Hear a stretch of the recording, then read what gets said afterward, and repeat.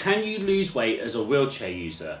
Now, whether you're new to being a wheelchair user or you've been using one for a long time, then you are statistically more likely to have extra weight compared to your able-bodied counterparts. Now, this is quite natural due to our more sedentary lifestyles. For example, we are sat down more than most other people are, but that doesn't necessarily mean that has to be the case. Personally, I think the reason for this is more of a lack of knowledge about what you can and can't do as a wheelchair user, rather than actually just being sat down all the time. If you've been following my channel for any length of time at all, you'll know that there are plenty of opportunities for us wheelchair users to get fit and healthy in a number of different ways. But also, once you activate that more healthy lifestyle, you want to do more things like eat a healthier diet and choose healthier options, which overall help you with your weight management. So in this video, what I want to do is to give you more information and to help you when it comes to your weight management. And I also want to add in a little bit here about those quad and para bellies, which if you're a quadriplegic or a paraplegic, you'll know what they are, and I'm going to give you some practical strategies to help you to reduce it as much as possible. Overall, this video is to help you to take control of your weight management and to give you confidence about your weight. So I've seen on lots of Facebook groups and forums and other bits and pieces where people are saying, hey, I tried keto diet, I lost weight. Hey, I tried intermittent fasting, veganism, vegetarian, whatever it may be. But ultimately, what it all comes down to is the science of it all. But what this all comes down to is how much energy you're putting in your body via food and how much you're burning via movement and exercise and your daily function of your body. This is what we call your energy balance. And the principle of it is super simple. If you want to lose weight, you burn more calories than you put in.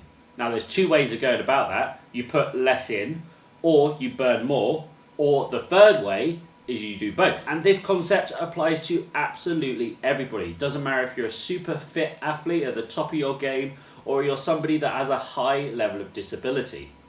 It still applies to you. It's the science of it all. However, for us wheelchair users, as I've already mentioned, we're more likely to lead a sedentary lifestyle. So our natural ability to burn calories is going to be a little bit lower because we're not walking, we're not standing up, we're not going upstairs, etc, etc, etc. So we need to be really careful because it's super easy for us to gain weight. But it doesn't mean that weight loss itself is impossible. We just need to be more mindful and more on top of things than our able-bodied counterparts. And I know that's annoying, we've already got so many other things to think about. This is just another one. But when it comes to your health, this is important. Better health means the rest of your life will be improved by changing these things, making everything easier. Now, the best way to do this is calorie tracking. And now the old way of doing this was writing down all the foods and having a diary, but we don't have to deal with any of that anymore because there's the fantastic technology of applications on your phone that can help you do it. With these apps, you can input exactly what you have eaten and it calculates the calories that you've intaken. You can also add sort of exercises that you've done, and it kind of roughly works out the calories that you've burned also. Now, when we look at calories that we put in our body versus calories we can burn through exercise, you may notice there's a bit of a disparity between how much calorie you're in food and how much calorie you can burn during exercise. You might think, hey, I need to do an hour of exercise to burn off a salad. But there's more to it than that in the equation. For example, just our bodily function alone, which is the operation of our heart, our lungs, all of the other bits that happen in our body, and just moving in gentle movements like going to the toilet or whatever it may be, does add up to our overall calorie scores. And that makes up the majority of the calories that you burn during the day. The exercise is just an additional bit on top. So when it comes to focusing on your calories in versus your calories out, the biggest impact that we can have is the amount of calories you're putting into your system. Now, we can manipulate our energy balance in many different ways, but we're going to focus on that losing weight here. Now, what I want you to do is to download one of these apps that help you count your calories. Then I want you to track everything that you put into your body, food, alcohol, water, everything into this app. Do this for 2 weeks and find out how much you've been doing each and every day. Then what I want you to do is reduce that daily intake by 200 calories the following week. So the first 2 weeks, just eat as normal as you would normally do. Then the third week, reduce that by 200 calories a day.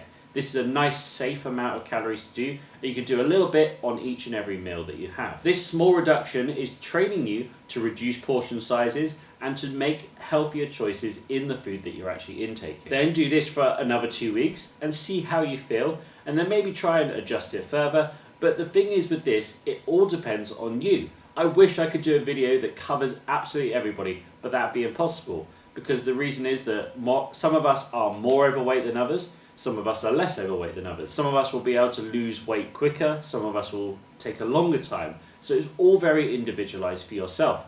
But when it breaks down to it, it's about reducing the amount of calories that you put into your body and increasing the amount that you burn as well. As I've already mentioned, burning calories does not have as big an impact as reducing the amount that you take in. However, that doesn't mean that you should avoid it altogether. Exercise is super important for other things like our cardiovascular system, our muscular strength, our joint strength, and it can help us in many different ways. But I won't go too much into that in this video. Otherwise, this will end up as a 8-part series or a full book. Now, let's talk about our quad or our parabellies, which you'll call it depending on whether you're quadriplegic or a paraplegic. And this is a bit of a different scenario to our calories in versus our calorie out, our energy balance, although it does play a small part. See, the reason that a quad or a parabelly happens is because there's atrophy in the muscles in the belly, specifically one in our transverse abdominis. Think of this muscle as a belt that goes around your whole tummy, keeping everything in. It's not the six-pack on the outside, it's the muscles underneath keeping all your organs in. When this muscle becomes paralyzed, what happens over time is it slowly loosens as the insides are basically pushing out, to a point where you look a bit bloated and a bit bigger than you'd really want to.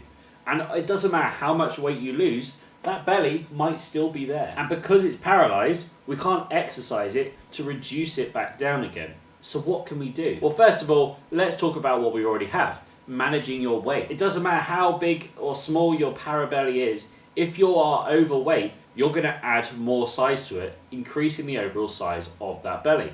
So when we reduce our weight, we reduce that belly size down too. So don't just blame it on the paralysis.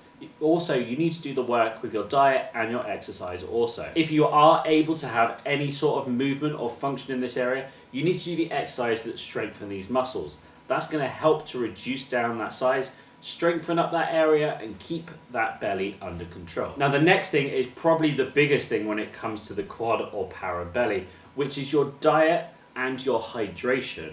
You see, the parabelly and the quad belly is increased by bloating. This bloating comes from certain foods and certain things, and especially when we have a diet that is low in fiber. A low fiber diet means that we have more gaseous buildup and a less nicely flowing system, to put it simply. We want to increase our water soluble fiber, which is stuff like fruit and vegetables, and increase our hydration. Think of this simply as flushing your system through. When we increase our water soluble fiber and our hydration, it reduces that bloating down, which puts less pressure on the pushing out of the stomach and brings that tummy back in line. Also, fiber is super important for many other things too, not just the bloating. So make sure you have an increase in fiber in your diet.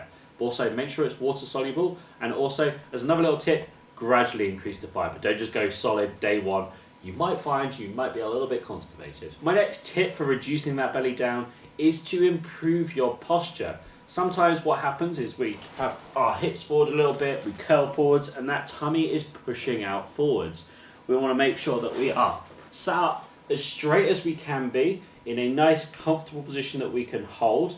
That is going to help reduce the appearance of that belly and to help us overall with our confidence in how we feel. This doesn't necessarily reduce the size of it, but it helps us to adjust our position to make us feel like it's not poking out as much. And at the end of the day, we probably all want to do this because we don't like the appearance of it. So better posture is better appearance. Also, you kind of look better, more confident, and stronger when you are sat up more straight. And my fourth bit of advice for this is to consult a professional. Now, in this scenario, I am a professional, I have the advice, but everything is individualized when it comes to your health, your diet, and it does pay to have somebody to be doing this one-on-one. They can give you personalized recommendations to help set you on the right target. So let's wrap up this video. Yes, you can lose weight as a wheelchair user, and yes, you can reduce your para and quad belly, by following the steps I've outlined in the video today. Remember that not every journey is going to be perfect. There's going to be days that you slip up,